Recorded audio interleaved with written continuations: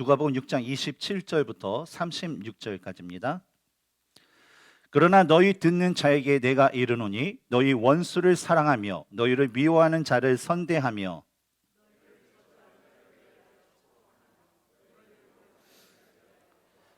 너의 이 뺨을 치는 자에게 저 뺨도 돌려대며 내 겉옷을 빼앗는 자에게 속옷도 거절하지 말라.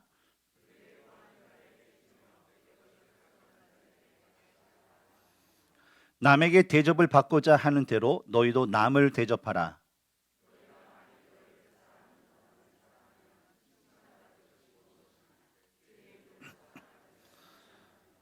너희가 만일 선대하는 자만을 선대하면 칭찬받을 것이 무엇이냐? 죄인들도 이렇게 하느니라.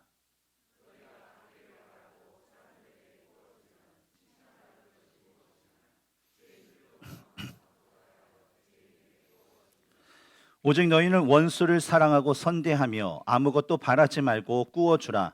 그리하면 너희 상이 클 것이요 또 지극히 높으신 이의 아들이 되리니 이는 은혜를 모르는 자와 악한 자에게도 인자하시니라. 너희 아버지의 자비로우신 것 같이 너희도 자비로운 자가 되라. 아멘. 자리에 앉으시기 바랍니다. 지난주에 우리는 이 평지순의 그 말씀을 우리가 함께 나눴습니다. 오늘의 말씀은 지난주에 이어서 이어지는 이 평지순의 그 말씀의 그 한 부분입니다. 지난 시간에 우리가 나누었던 누가복음 6장 17절에서 26절에서 예수님께서 우리에게 하신 말씀은 이 세상에는 두 부류의 사람이 있다라고 말씀하셨어요. 한 부류는 바로 복을 받는 자들, 또 다른 한 부류는 바로 화를 받는 자들이 있다라고 하면서 제자된 우리들은 바로 이 복을 받는 자들이 되어야 된다라는 그런 말씀이었습니다. 그리고 이어지는 오늘 본문의 말씀에서는 하나님의 백성이자 예수님의 제자된 우리들이 가져야 할 대표적인 사랑과 자비의 모습, 즉 원수를 사랑하라라는 그런 말씀을 우리에게 해 주십니다. 여러분, 일반적으로 사람들이 갖고 있는 이 원수에 대한 그 생각은 어떤 생각입니까? 원수에 대한 생각. 제가 어렸을 때 놀이를 하면서 이런 노래를 부른 적이 있어요.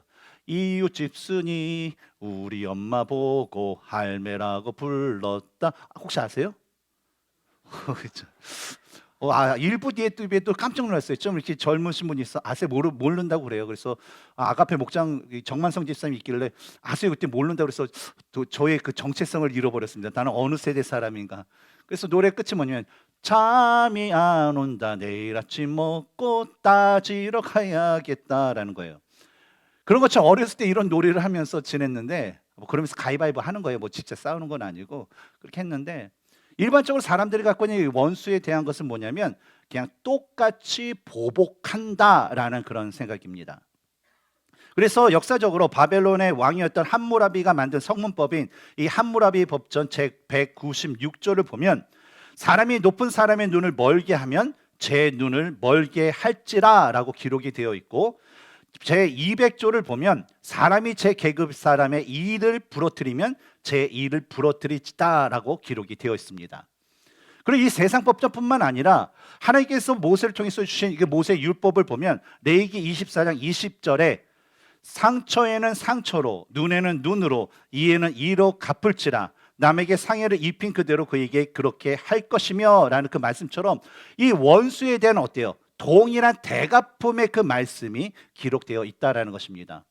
그리고 현대 문학에서도 이 과거의 우리 문학에서도 이 셰익스피어의 어떤 로미오와 줄리엣이라는 이 희곡에서도 우리가 찾아볼 수 있듯이 원수를 미워하고 또 그 원수를 죽이는 것이 어때요?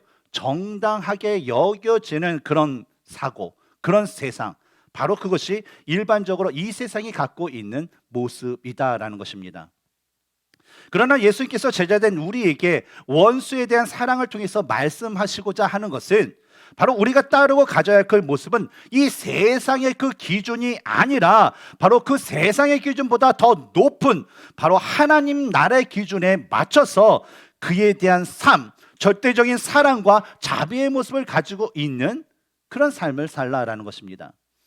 이전에 제가 일을 할 때의 에피소드를 여러분께 말씀드린 적이 있는데 이제 그로소리에서 종업원이 있습니다. 근데 한쪽 종업원은 목사님, 전도사님이에요.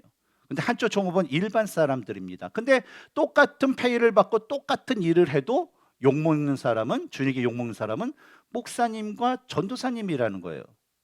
반대로 똑같은 직원이 있어요. 근데 한 사람은 크리스찬이에요. 근데 한 사람은 크리스찬이 아니에요. 그래서 똑같이 일을 해도 주인에게 욕먹는 사람은 크리스찬이 욕을 먹습니다. 왜 그렇습니까?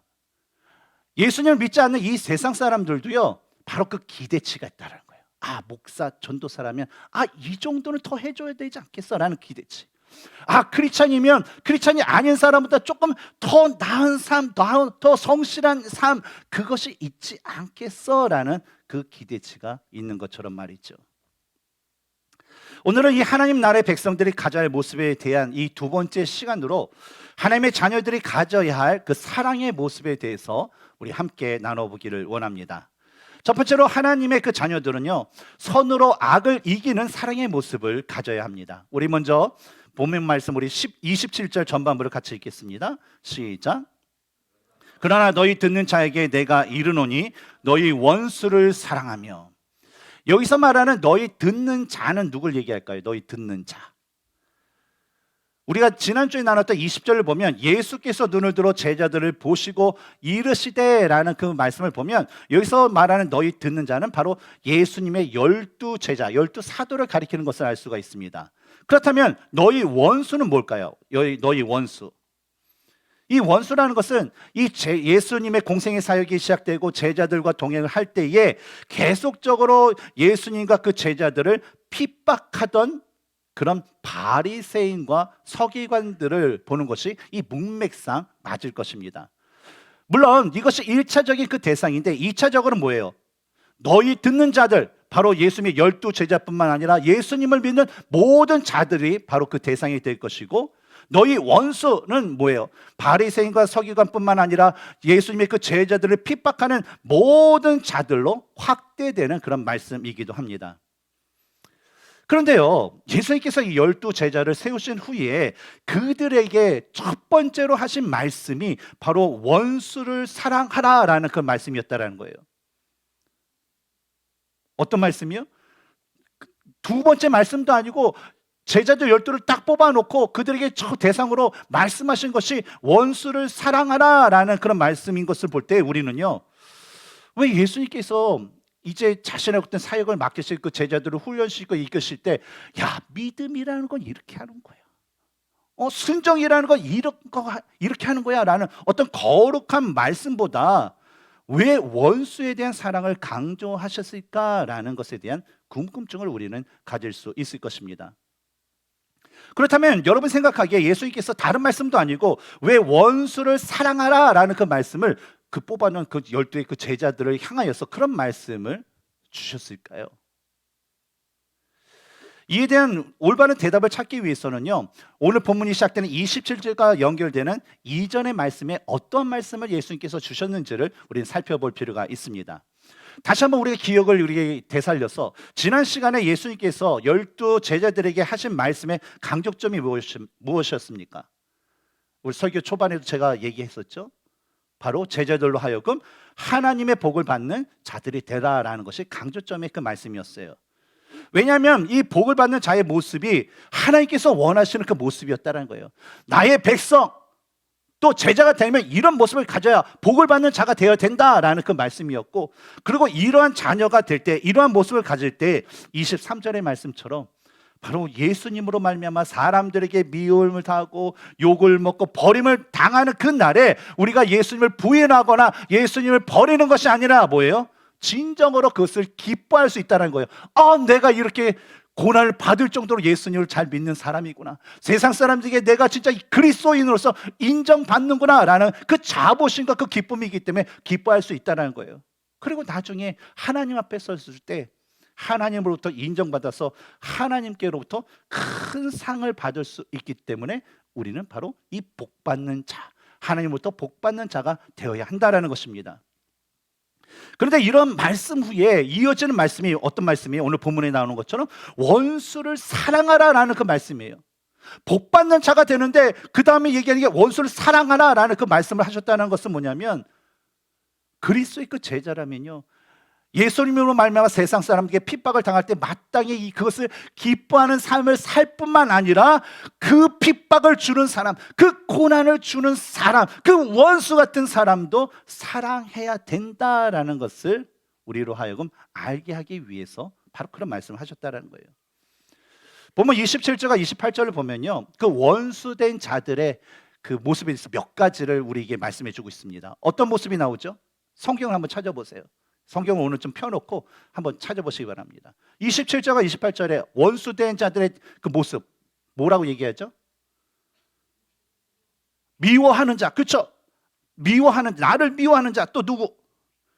나를 저주하는 자, 그리고 또요, 나를 모욕하는 자가 뭐예요? 원수된 자다라고 대표적으로 예수님께서 말씀하셨다는 거예요. 저는요, 이 예수님께서 말씀하신 이 원수된 자들의 그 모습을 살펴보면서 도대체 왜 나를 미워하거나 나를 저주하거나 나를 모욕하는 것, 그런 것이 바로 원수된 자들의 대표적인 모습일까라는 것을 한번 생각해 봤어요. 그래서 도대체 무슨 뜻이 있는가 해서 여러 가지 그런 참고 주석도 한번 찾아보고 뭐 문헌도 찾아보고 하는데 정확하게 나와 있는 것이 없더라고요. 그래서 계속해서 도대체 왜 이 세 가지의 특성을 얘기하셨을까? 왜 이들이 원수된 자들의 그 모습일까라는 것을 제가 묵상하고 스스로 내린 결과는 바로 미워하는 자, 저주하는 자, 모욕하는 자, 이런 사람들의 모습은요, 바로 하나님의 사랑을 잃어버린 자들의 대표적인 모습이었기 때문이라는 것이죠. 하나님의 사랑이 가득한 사람은요, 다른 사람을 미워하지도 않고 저주하지도 않고 모욕하지도 않습니다. 오히려 하나님의 사랑이 가득한 사람은요, 상대방이 원수 같을지라도 어때요? 그를 선대하고 축복하고 그들을 위해서 기도하게 된다는 거예요. 우리 과거에 우리 이게 결혼하기 전에 서로 사랑해서 우리 연애를 할 때 지영진 집사님 주로 성경 공부 때 물어봤는데 자꾸만 자기한테 물어본다고 해서 이번에 다른 분한테 물어볼게요. 우리 제프 집사님 두 분이 연애할 때 사랑했었잖아요, 그렇죠? 그렇죠. 예, 부정하는 거 아니에요. 예. 이 사랑할 때 보면 이 성지 자매님을 생각할 때마다 기분이 좋아요, 안 좋아요? 좋죠. 좋아서 이 기분, 그 날 사랑하는 그 사람을 생각할 때 누가 나한테 쓴소리를 하거나 나를 뭐 밀거나 그래도 그게 별로 상관이 없어요. 왜냐? 내가 사랑하는 그 사람을 내 가슴에 품고 그 사랑으로 내 머리에 가득 찼기 때문에 어때요? 그 모든 것이 다 용서가 되기 때문이라는 것이죠. 맞죠, 집사님? 예, 아멘. 그것처럼 하나님의 사랑이 가득 찬 사람들은요, 세상 사람들이 핍박을 하고 나를 어렵게 해도요, 그들을 욕하거나 저주하거나 모욕하지 않는다는 거예요. 왜냐하면 성령 하나님께서 그들 안에 임재하시고 또 하나님 사랑이 그들 가운데 가득 차기 때문에 고린도전서 13장 4절에서 7절의 말씀처럼 그 하나님의 사랑 때문에 오래 참을 수 있고 온유하고 시기하지 않고 하나님의 그 사랑 때문에 자랑하지 아니하고 교만하지 않고 무리에 행하지 아니하고 자기 유익을 구하지 아니하고 성내지 아니하고 그 사랑 때문에 악한 것을 생각하지 아니하고 불의를 기뻐하지 않고 진리와 함께 기뻐하고 그 하나님의 사랑 때문에 모든 것을 참으며 모든 것을 믿으며 모든 것을 바라며 모든 것을 견딜 수 있기 때문입니다. 아멘. 그 사랑으로 우리 제프 집사님, 성지 집사님이 아름다운 그 사랑의 결실로 아름다운 가정을 꾸몄을 것이라 믿습니다. 그렇죠? 아멘. 예수님께서는요, 제자된 우리에게 이처럼 하나님의 사랑으로 완전히 변화된 그런 내적인 모습을 원하셨습니다. 그리고 이 내적인 변화가 외적인 변화를 이끌 때 진정한 변화를 이루게 되는 것처럼 예수님께서는요, 바로 우리의 변화된 내적인 사랑의 모습을 바로 우리 외적인 그 삶으로 나타낼 것을 명령하셨는데 그 대표적인 말씀이 바로 원수를 사랑하라라는 그런 말씀인 것입니다. 그렇다면 우리는요, 어떻게 원수를 사랑할 수 있을까요? 어떻게? 먼저 본문의 말씀에서는요, 온유함으로 원수를 이기는 사랑하는 삶을 살라라고 말씀을 합니다. 우리 29절을 같이 읽겠습니다. 시작.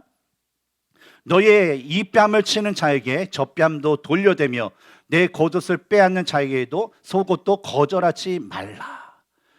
이 구절에서 나오는 이 뺨을 치는 자는 그냥 사람에게 모욕을 주는 사람들을 의미를 하게 됩니다. 이 고대 팔레스타인 그 사회에서는요, 이 뺨을 치는 것은요, 그냥 단순히 볼을 이렇게 치는 게 아니라 이 턱뼈 있잖아요. 우리는 전문용어로 턱주가리라고 하죠. 그래서 이거를 탁 치는 아주 모욕적인 그런 폭력이었습니다. 특히 로마의 시민 통치를 받고 있었던 그 당시에는요, 로마 군인들이 유대인들을 이게 때릴 때 뭐 손이 더러워진다고 해서 손등으로 이 뺨을 때리게 됐어요. 그렇게 하면 어떻게 때리겠어요? 손등으로 때리게 되면 자기 오른손으로 일반적으로 때리면 다른 사람의 오른뺨을 때리는데 탁 하는 거예요. 그냥 때리는 것도 기분 나빠요. 그런데 어때요? 탁 나가면 그것처럼 모욕적인 그런 일이 없다라는 것이었죠. 그런데요, 예수님께서는요, 이런 원수인데다가 자신들에게 이렇게 모욕을 주는 그런 로마인들에게 이 뺨을 치면 저 뺨도 돌려대라라는 그 말씀을 하셨다라는 거예요. 어떻게 보면 이 말씀은요, 마치 오른뺨을 맞으면 왼뺨까지 그냥 때릴 수 있도록 그냥 갖다 대라라는 그런 단순한 말로 우리는 이해를 할 수 있을 것입니다. 하지만 예수님께서 말씀하신 것은 뭐냐면 자신의 뺨을 때리게 되면 어때요? 여러분 뺨 때리면 어때요? 오예 하고 그렇게 반응하나요? 뺨 때리면요 어때요? 감정이 확 올라와요. 그래서 남자들도 싸움할 때 주먹으로 때리면 그냥 주먹 아프고 끝내요. 근데 뺨 때리면요 멱살 잡아요. 그렇죠? 그런 것처럼 어때요? 뺨을 딱 때리면 그 뺨을 때린 자에게 자신도 어떤 폭력적인 그 복수를 하는 것이 아니라 그 고통을 참는 거예요. 반대편도 내가 맞는 그 고통과 그 모욕을 내가 당하더라도 그 상황 가운데 예수님의 제자라면 인내하면서 온유함으로 그 폭력을 행사하는 그 원수 같은 자들을 상대하라, 대하라라는 그런 말씀을 하신 것입니다. 그리고 다음으로 나오는 겉옷을 빼앗는 자다라는 것은 바로 가난으로 공경에 그 처한 자들을 의미합니다. 이 29절에 말하는 이 겉옷이라는 것은 그들이 이 겉에 걸치는 이 외투와 같은 것입니다. 그래서 팔레스타인 지역은 이 낮에는 그것이 햇빛과 바람을 막아주고 겨울에는 추위로부터 자신의 생명을 지키는 아주 중요한 것이 바로 그들이 가진 외투예요. 그리고 속옷이라는 것은 안에 있는 그 셔츠와 같은 그 옷을 얘기하죠. 출애굽기 22장 26절을 보면 내가 만일 이웃의 옷을 전당 잡거든 해가 지기 전에 그에게 돌려보내라라는 그 율법의 말씀이 있습니다. 왜냐하면 해가 지고 날씨가 추워지는데 그 외투가 없으면 그 사람의 생명이 위험하기 때문에 그 보호를 하기 위해서 그런 율법을 주신 거예요. 그래서 이런 말씀 때문에 유대인들의 경우에는요, 뭐 남의 그 겉옷을 그 빼앗는 경우는 매우 드문 일이었다라는 거예요. 근데 이런 상황에도 율법에서 그만한 그 겉옷을 훔칠 정도의 그 사람이라면 분명히 속옷까지도 필요할 그 아주 어려운 상황에 처한 사람일 것임이 분명하기 때문에 예수님께서는요, 겉옷을 달라 하는 사람에게 속옷까지 주어서 그들의 그 궁핍함과 그들의 필요에 대해서 우리가 민감하게 반응하여서 그를 도와주라라고 말씀을 하셨던 것이었습니다. 다음으로 제자된 자들이 원수에게 행해야 할 그 두 번째 모습은 바로 조건 없는 사랑을 베푸는 삶을 살아야 된다라고 말씀해요. 우리 30절을 같이 읽겠습니다. 시작. 내게 구하는 자에게 주며 내 것을 가져가는 자에게 다시 달라 하지 말며. 이 구절에서 내게 구하는 자에게 주며라는 구절을 이 원어의 상에서 보면 이 의미가 여기서 구하는 자라는 것은 모든 자를 얘기합니다. 그래서 내게 구하는 모든 자에게 주며라는 그런 의미라는 거예요. 그래서 다시 한번 이것을 말한다면 내게 구하는 자들이라면 복수예요. 자들이라면 그 누구를 막론하고라는 거예요. 제한이 없어요. 그 누구를 막론하고 모두 주라라는 그런 말씀이라는 것이죠. 그런데 이러한 모습이 왜 하나님 나라 백성들이 가져야 할 모습일까요? 분명히 예수님께서 지금 말씀하시는 것은 아무런 아니라 나의 백성, 하나님 나라의 백성이 될 사람들, 그런 사람들이 이런 말씀을 하신 건데 왜 이러한 모습이 하나님 나라 백성들이 가져야 할 모습일까요? 여러분 이 세상에서 돈을 빌려본 적 있으시죠? 미국에 살면 기본적으로 융자, 론을 얻기 때문에 돈을 빌리게 됩니다. 근데 돈을 빌리게 되면 나 얼마 필요합니다. 주세요. 그러면 여기 있습니다 하고 이렇게 돈을 주나요? 신용조회하죠. 신용등급이 뭐 어떤 단계인지. 그리고 또 뭐 합니까? 신용등급 확인을 비롯해서 빌린 돈에 합당한 담보가 있는가? 담보가 부족하면 어때요? 그에 대한 합당 보증인들을 뭐 2명이든 3명이든 이게 세우게 됩니다. 그리고 그 사람의 빌리는 그 사람의 신용 상태에 따라서 돈의 금액도요 차이가 난다라는 거예요. 어디가요? 이 세상이요. 그런데 30절에서 예수님께서 내게 구하는 자에게 주라라고 말씀하신 것은 뭐냐면 바로 세상 사람들처럼 까다로운 조건을 가지고 사람들을 차별하면서 주거나 안 주거나 하는 것이 아니라 바로 구하는 모든 자들에게 그것을 주라라고 말씀하신 것입니다. 그리고 이뿐만 아니라 30절 후반부에서는 내 것을 가져가는 자에게 다시 달라 하지 말아라라고 말씀하시죠. 그래서 누군가에게 돈을 빌려줄 때는요 돈을 받을 생각을 하지 말고 아예 주라라는 거예요. 우리가 교회에서 금지된 그 상황이 있습니다. 뭐냐면 돈과 관련된 어떤 뭐 계모임 뭐 그런 뭐 다단계 뭐 그런 것도 있잖아요. 어떤 금전적인 거 빌려주고 꾸준 그런 것들을 사실은 공식적으로 금합니다. 왜냐하면 형편이 안 좋아서 그것이 만약에 제대로 이루어지지 않을 때는 이게 덕스럽지 못할 뿐만 아니라 교회 분란에 큰 문제가 생기게 돼 있죠. 그래서 우리 교회 안에서도 여러분 돈을 빌려줄 때는요 그래 안 받을 수 있다라는 그 마음으로 빌려주시면 빌려주시되 그렇지 않으면 그냥 빌려주시지 마시기 바랍니다. 아셨죠? 근데 여러분 이런 말씀에 대해서 여러분 어떻게 생각하세요? 바로 예수님께서 말씀하신 것 그들에게 원하는 구하는 자에게 모든 것을 다 주라. 그리고 돌려줄 때 다시 받을 생각을 하지 말라라는 것. 이런 말씀에 대해서 여러분은 어떻게 생각하세요? 이게 진짜 하나님 나라의 백성들이 예수님의 그 제자들이 가져야 될 그 모습일까요? 아니면 좀 너무 상황에 맞지 않는 그런 말씀이라 생각하시나요? 야고보서 1장 5절을 보면 너희 중에 누구든지 지혜가 부족하거든 모든 사람에게 후히 주시고 꾸짖지 아니하시는 하나님께 구하라 그리하면 주시리라 라고 말씀을 합니다. 야고보가 얘기하는 하나님은 어떠한 분이십니까? 누구든지 이 누구든지는 가리는 게 없어요. 뭐 믿음이 좋은 사람이든 나쁜 사람이든 어떤 사람 가리지 않아요. 누구든지 자신에게 나와 기도하면 뭐예요? 거절하지 않는다. 야 너는 조금 오늘 예배를 좀 안 드렸으니까 너 성경 통독 오늘 안 했으니까 하지 마. 너 오늘 나 보니까 나보다 잘생겼어. 오늘 하지 마. 그러면서 어떤 여러 가지 조건을 거절하는 것이 아니라 하나님께서 뭐예요? 모든 기도에 응답해 주신다라고 말씀한 거예요.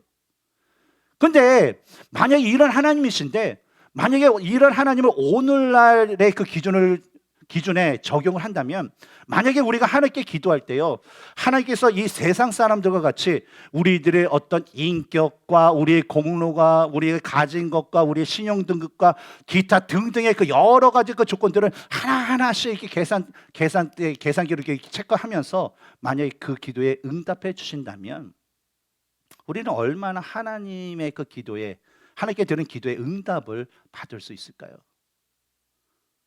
100% 응답을 받을 수 있을까요?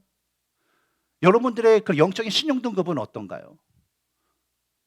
한 50% 받을 수 있을 것 같아요? 아니면 30%? 아멘? 아멘. 근데 저는요 제 자신을 하나님 앞에 딱 봤을 때 저는 하나도 응답을 받지 못할 것 같다라는 그런 마음이 들더라고요. 왜냐하면 하나님 앞에 제 모습을 볼 때 제 영적인 거나 제 내면적이나 또 제가 행하는 모든 그 말과 행동을 볼 때 하나님 보시기에 진짜 저의 어떤 행함으로 받을 수 있는 것이 아무것도 없다라고 생각이 들기 때문입니다.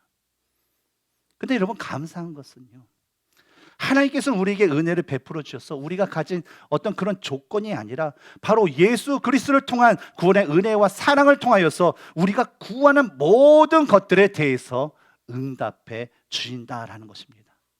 따라서 이러한 하나님의 사랑과 은혜를 받은 자들이라면 마땅히 다른 사람에게도 어때요? 어떤 걸 따지지 않고 어떤 걸 가리지 않고 차별하지 않고 동일하게 조건 없는 그 사랑을 베풀어야 하는 것이 마땅한 삶일 줄 믿습니다. 근데 사실 이 말이 쉽지 여러분. 세상으로부터 핍박을 받고 고통받을 때 뭐 낙심하거나 슬퍼하지 않고 오히려 기뻐한다? 그거 쉬울까요? 전 너무 어려울 것 같아요. 더욱이 핍박과 고통을 주는 그 원수를 사랑해야 된다? 그를 위해서 기도해야 된다? 너무 힘들 것 같아요. 사실 부부끼리 싸울 수 있잖아요. 여러분 부부끼리 싸우게 되면 기도가 나와요, 안 나와요? 서로 저주하는 기도 말고요. 서로 이렇게 축복하는 기도 나와요? 사실 부부 사이에서도 그거 쉽지 않아요. 근데 이러한 것은요, 바로 인간의 능력으로는요, 도저히 할 수 없는 일이라는 것입니다. 근데 그럼에도 불구하고 누가가 오늘 본문에서 우리에게 전하고자 하는 그 예수님의 말씀은 바로 우리의 능력이 아니라 오직 하나님의 은혜와 성령 하나님의 능력으로 우리는요, 우리를 핍박하고 우리가 핍박당하거나 고통당할 때 우리는 예수님으로 인해서 기뻐할 수 있고, 우리를 핍박하고 박해하는 그 원수들을 어때요? 바로 성령 하나님의 그 능력으로 우리들은 그들을 사랑할 수 있고 그들을 위해서 기도할 수 있다라는 그런 말씀을 우리에게 전해 주시는 것입니다. 일반적으로 하나님의 어떤 은혜와 또 성령의 그 능력을 말할 때 사람들 일반적으로 어떤 방언, 신유, 축사, 귀신을 쫓아내는 이런 신비한 것들만을 바로 성령의 능력이다라고 하면서 그것을 사모합니다.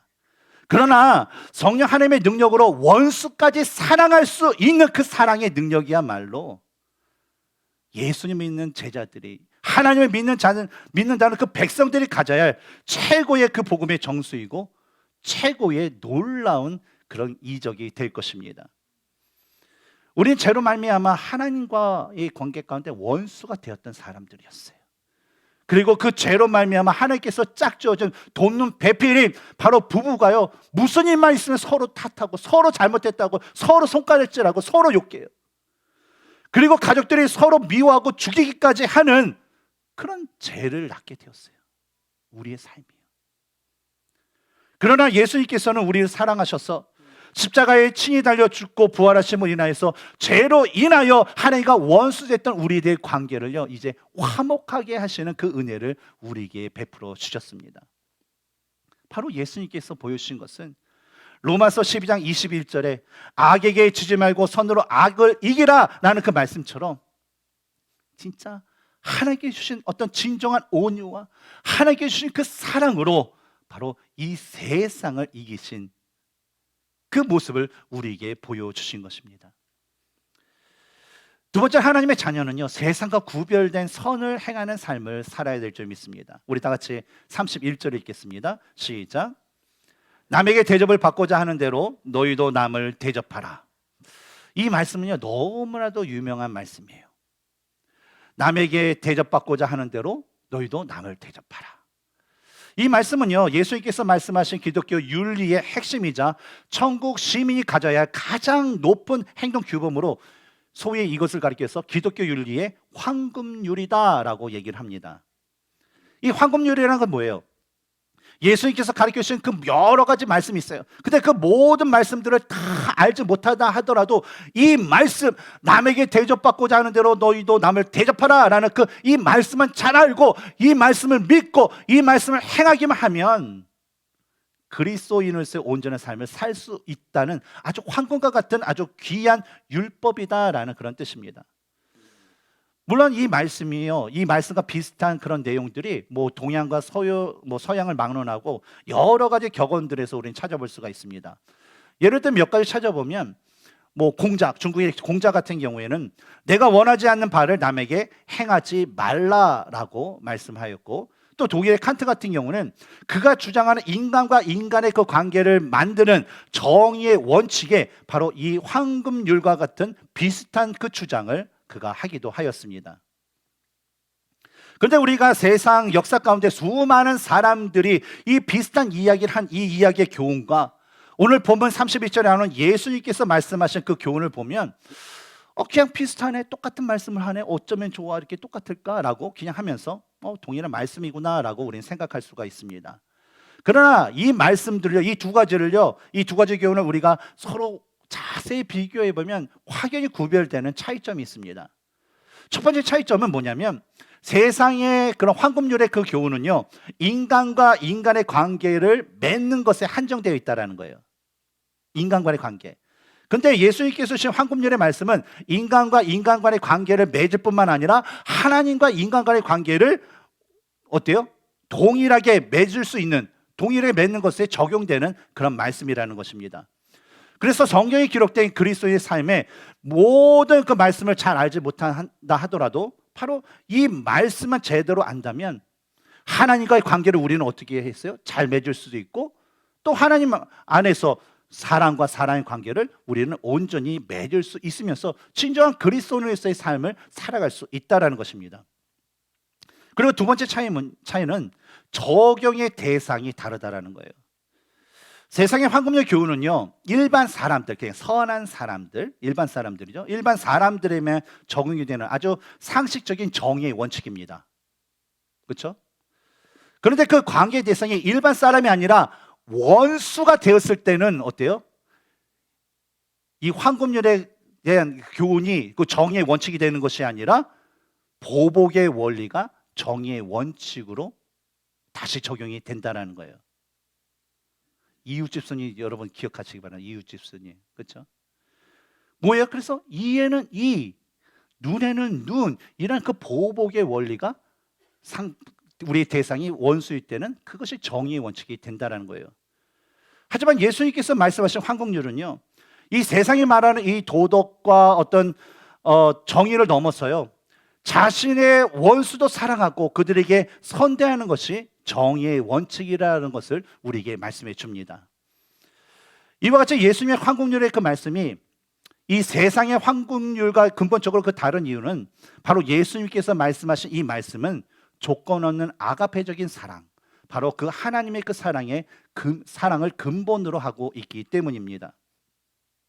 그리고 예수님께서 말씀하신 원수를 사랑하는 것은요, 그저 사람들의 귀에 그냥 너무 듣기 좋겠구만 하는 어떤 추상적인 그런 말씀이 아니라 직접 예수님께서 자신이 철저하게 희생하시고 보여주시고 증명하신 아주 적극적이고 능동적인 사랑의 모습이라는 것입니다. 이런 모습에 대해서 사도 요한일서 4장 10절에 다음과 같이 말씀하고 있어요.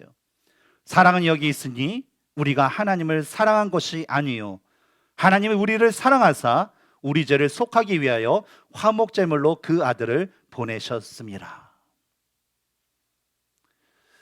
예수님께서는요, 이 당시의 그 상황에서 원수를 사랑하라라고 말씀하신 것은 일종의 추상적인 의미의 그 사랑이 아니라 구체적으로 우리가 다른 사람을 어떻게 사랑하는가, 심지어 우리가 사랑할 수 없는 그 원수들을 어떻게 사랑하는가에 대한 말씀을 주면서 진정으로 우리가 사랑을 어떤 사랑을 가져야 될지에 대해서 우리에게 말씀해 주신 것입니다. 따라서 예수님의 진정한 제자라면요, 그분을 위해서, 그 사랑을 위해서요, 자신의 모든 것을 희생하고 포기할 준비가 되어 있어야 된다는 거예요. 그리고 그것이 바로 31절에 남에게 대접을 받고자 하는 대로 너희도 남을 대접하라라는 이 황금률로 요약이 될 수 있습니다. 왜냐하면 내 것을 포기해야 돼요. 내 자존심, 내 생각, 내 가치관, 내 거 이것을 포기해야만 어때요? 남을 온전히 대접할 수 있다는 거죠. 그래야지 적극적으로 어때요? 예수님의 말씀을 따라서 사랑을 먼저 실천할 수 있게 되는 것입니다. 그리고 이에 대해서 우리가 하나님의 자녀고 예수님의 제자로서 이러한 사랑의 행함을 왜 해야 되는지에 대해서 우리 본문에서 말씀하고 있는데, 우리 32절부터 34절 읽겠습니다. 시작. 너희가 만일 너희를 사랑하는 자만을 사랑하면 칭찬을 받을 것이 무엇이냐? 죄인들도 사랑하는 자는 사랑하느니라. 너희가 만일 선대하는 자만을 선대하면 칭찬받을 것이 무엇이냐? 죄인들도 이렇게 하느니라. 너희가 받기를 바라고 사람들에게 꾸어주면 칭찬받을 것이 무엇이냐? 죄인들도 그만큼 받고자 하여 죄인에게 꾸어주느니라. 이 구절에서 예수님께서는요, 먼저 각 구절마다 일반 사람들이 갖고 있는 그런 모습에 대해서 말씀해 주고 있습니다. 어떤 모습이 있나요? 일반적인 모습. 모두가 갖고 있는 것. 말씀을 보고 얘기해 주세요. 어떤 모습을 갖고 있나요? 자신을 사랑하는 자야만 사랑하는 모습. 그게 있다는 거예요. 그렇죠? 우리를 사랑하는 사람을 사랑하는 거 당연하잖아요. 또 어떤 모습이 있죠? 자신을 선대하는 자만을 선대하는 거. 나에게 나이스한 사람에게 내가 나이스한 거 당연한 거잖아요. 그렇죠? 또 어떤 것이 있죠? 자신이 받기를 바라는 사람에게 꾸어주는 거. 뭐 100% 갚을 거 아니까 당연히 꾸어주는 거. 그 일반적인 그런 우리들의 모습이라는 것입니다. 근데 여러분, 이어진 말씀을 보면 이러한 모습에 대해서 예수님께서는요, 각각의 말씀에 칭찬받을 것이 무엇이냐라는 그런 말씀을 반복하시면서 이러한 행위는요, 하나님 나라에서 하나님 백성으로서 칭찬받을 모습이 아니다라고 말씀하신 거예요. 왜 그렇습니까? 분명히 뭐 사랑하는 사람 사랑하고, 뭐 나에게 선대하는 사람한테 선대하고, 뭐 자신 받기를 바라는 대로 다 이렇게 줄 사람에게 내가 구워주는 거, 그것이 왜 칭찬받지 못하는 그런 모습이라고 여러분 생각하시나요? 왜 그럴까요? 예수님 왜 이런 말씀하셨을까요? 말씀을 보면 나오죠. 이런 행위는요, 누구도 할 수 있는 거예요? 죄인들. 천국 백성이 아닌 지옥 백성이 될 죄인들도 가진 모습이기 때문에 하나님 나라의 백성들은요, 이런 모습으로 결코 칭찬을 받지 않는다라는 것입니다. 따라서 하나님의 백성이고 예수님의 제자라면요, 35절의 말씀처럼 하나님께서 주시고 예수님께서 보여주신 그 사랑으로 원수를 사랑하고 그 원수를 선대하며 궁핍한 자에게 아무것도 바라지 말고 꾸어주는 것을 아주 기쁘게 여기면서 살아갈 수 있는 자가 되어야 된다는 거예요. 그리고 그런 삶을 온전히 살 때에 35절 후반부의 말씀에 기록된 것처럼 다음과 같은 그 보상이 주어진다라고 얘기합니다. 우리 35절을 같이 읽겠습니다. 시작. 오직 너희는 원수를 사랑하고 선대하며 아무것도 바라지 말고 꾸어주라. 그리하면 너희 상이 클 것이요 또 지극히 높으신 이의 아들이 되리니 그는 은혜를 모르는 자와 악한 자에게도 인자하시느니라. 이 구절에서 말하는 예수님께서 우리에게 주시는 그 보상은 뭐가 있다고 얘기하나요? 큰 상을 받는다라는 거죠. 하나님으로부터 오는 큰 상을 받는다라는 거예요. 두 번째 보상은 뭡니까? 전능하신 이의 아들, 바로 하나님의 아들이 되는 그런 보상이 주어진다라는 거예요. 그런데 우리가 이 말씀을 볼 때에 문자 그대로 우리가 받아들이지 말아야 할 것은 예수님께서 현재 이 말씀을 하는, 예수님의 말씀을 받는 대상이 누굽니까? 바로 예수님의 제자들이었다라는 거예요. 결국 뭐예요? 예수님을 믿는 사람, 예수 믿는 사람들은 이미 하나님의 자녀가 되었기 때문에 그냥 하나님의 아들이 됐다라는 그 말을 오늘 이전에 하나님의 아들이 안 됐다는 얘기야? 라는 것으로 받아들이면 안 된다라는 거예요.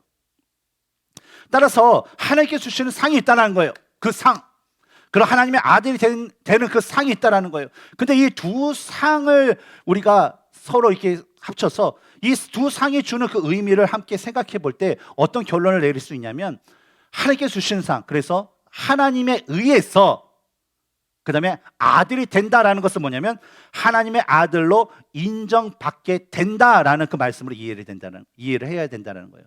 뭐예요? 하나님이 인정하시는 하나님의 아들이 된다라는 그런 의미라는 것입니다. 여러분, 이 세상에 사는 모든 사람들은요, 남들에게 인정받고 싶은 그런 욕구가 있습니다. 특히 각 가정의 우리 자녀들은요, 우리 부모님으로부터 인정을 받고자 하는 그 마음이 가득해요. 근데 여러분, 제가 한번 여러분께 질문 드리고 싶은 것은 뭐냐면, 여러분의 그 자녀들이 생각하기에 나는 우리 아빠로부터, 나는 우리 엄마로부터 인정을 받고 있어 라는 그 생각을 여러분의 자녀들은 갖고 계신가요? 가질 것이라고 생각하고 있어요? 나는 무슨 일이 있어도 나는 우리 아빠가, 우리 엄마가 나를 믿고 나를 아들로서 딸로서 인정하고 계셔, 난 그것을 위해서 기뻐하는 그런 마음을 가지고 살아가고 있을까요? 아니면 아닐까요? 한 집에서 살고 있어요. 밥도 같이 먹고 잠도 같이 자고 생활도 같이 해요. 근데 혹시 여러분들은 여러분의 자녀들을 얼마만큼 인정하면서 살아가고 계신가요? 역시 내 딸, 역시 내 아들이야 라는 그 생각을 하고 그런 말을 아이들에게 진정한 마음으로 표현을 하시나요? 아니면 아휴 이건 누구 닮아서 그냥 이 모양이야, 지 애비 닮아서, 지 엄마 닮아서 하면서 그런 생각과 그런 말을 혹시 서슴없이 하고 계시지는 않는가요? 수많은 그 교회 안에는요, 그리스도인이라 불리는 수많은 사람들이 있습니다. 그리고 그 수많은 사람들은 한결같이 자신들이 하나님의 아들이다, 딸이다 라고 고백을 하죠. 근데 만약에 나중에 그런 삶을 살다가 하나님 앞에 딱 섰을 때 하나님께서 야 나는 네가 누군지 모르겠어 라는 그런 말을 들으면 어떤 기분이 들까요? 요즘에 한국의 금쪽이라는 그 애 문제 상담하는 거 있잖아요. 부모들은 애들을 위해서 잘해준다고 해요. 나는 최고의 그 보살필 양육을 한다고 그래요. 근데 애가 문제가 생겼어요. 그래서 전문가 애를 상담을 하는데 야, 네 엄마가 널 사랑하는 거냐? 아니요. 네 아빠가 널 사랑하는 거냐? 아니요. 라는 그 대답이 너무 많다는 거예요. 제가 마지막에 김종호 목사님 여기서 이제 참 이렇게 사역을 하면서 너무 좋아요. 그래서 김종호 목사님 나이스하고 저보다 조금 잘생겼고 그래서 관계를 했다가 나중에 담임 목회를 딱 가서 시간이 흐른 다음에 저쪽 이게 어떤 만남 가운데 만나게 됐어요. 그래서 제가 저 김정우 목사님하고 진짜 친한 사람입니다. 진짜 우린 절친이에요. 막 이렇게 자랑을 했는데 갑자기 김정우 목사님이 누구? 그러면서 저와 전혀 친분이 있는 사람이 아니다라고 하면 제 기분이 어떨까요? 당황스럽겠죠. 근데 우리가 하나님의 자녀라고 생각했는데 하나님부터 우리가 진짜 인정받지 못한 자라면 그거 좀 심각한 일은 없을 것입니다. 그러나 마태복음 7장 21절에 나더러 주여 주여 하는 자마다 다 천국에 들어갈 것이 아니요 다만 하늘에 계신 내 아버지의 뜻대로 행하는 자라야 들어가리라 라는 그 말씀처럼 우리가 진짜 하나님의 뜻대로 행하면서 믿음의 자녀로서 하나님의 인정을 받는다라는 그 마음이 내 마음까지 확실히 있다면 우리 삶은 어떨까요? 우리는 어디 가든지 누구를 만나든지 바로 하나님의 자녀답게 그의 합당한 말을 하고 그의 합당한 행동을 담대하게 행할 수 있게 될 것입니다. 그리고 이러한 모습을 가져야 하는 그 제자들에게 예수님께서는요 35절 후반부터 36절에서 다음과 같이 말씀하셨어요. 그는 은혜를 모르는 자와 악한 자에게도 인자하시니라. 너희 아버지의 자비로우신과 같이 너희도 자비로운 자가 되라. 바로 뭐예요? 인정받는 자들은요 악한 자들에게도 미련한 자에게도 동일하게 아버지가 한 것처럼 해야 된다는 거예요. 그래서 원수를 우리는 사랑해야 돼요? 말아야 돼요? 사랑할 수밖에 없다라는 결론을 내릴 수 있다는 것이죠. 그렇다면 우리는 우리 삶에서 어떤 사랑의 모습을 가져야 될까요? 2013년도 슈퍼볼 게임에 나왔던 어떤 음료 회사의 그 광고인데요. 잠시 한번 보도록 하겠습니다.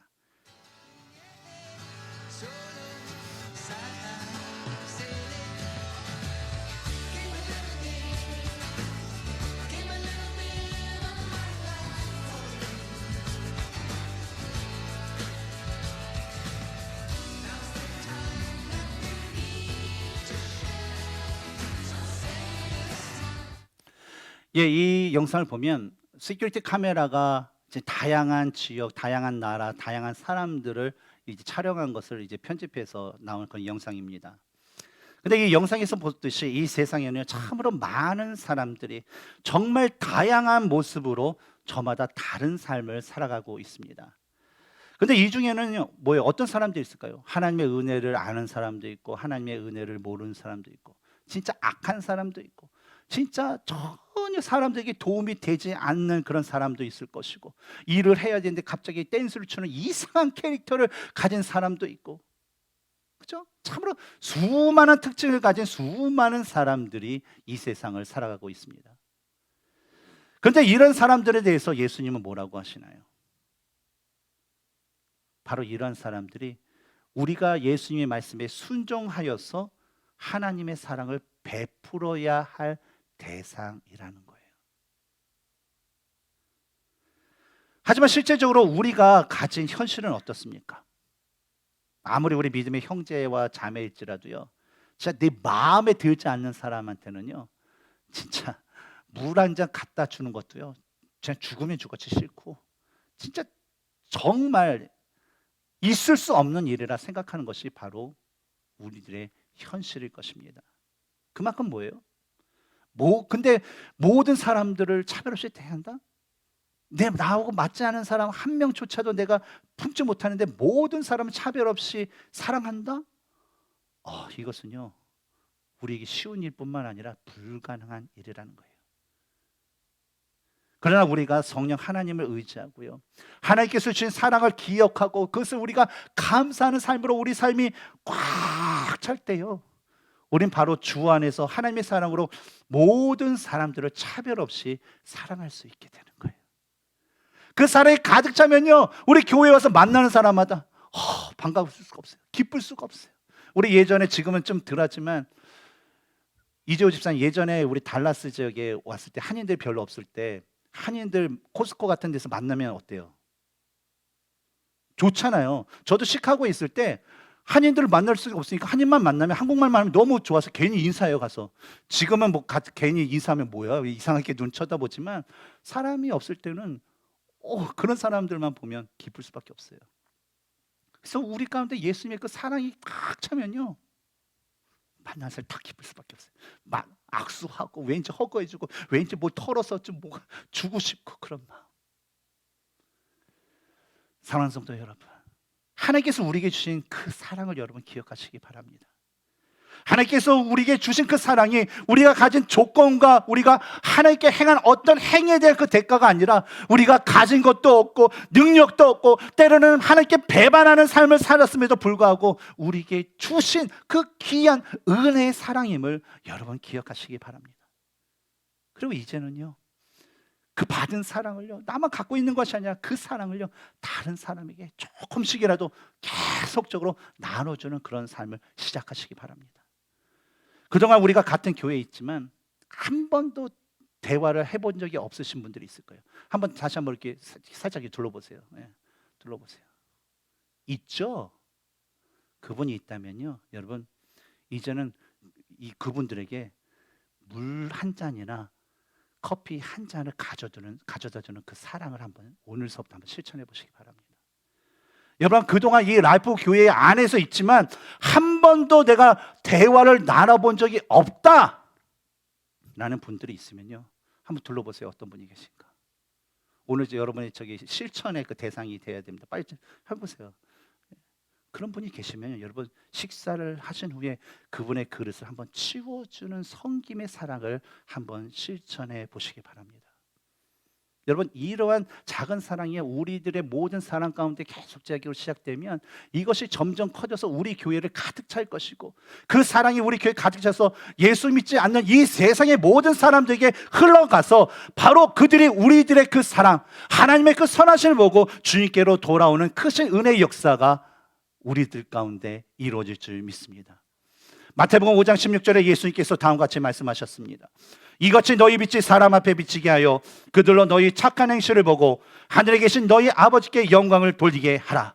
그리고 오늘의 본문의 마지막 절, 이 36절에서 너희 아버지의 자비로우신과 같이 너희도 자비로운 자가 되라.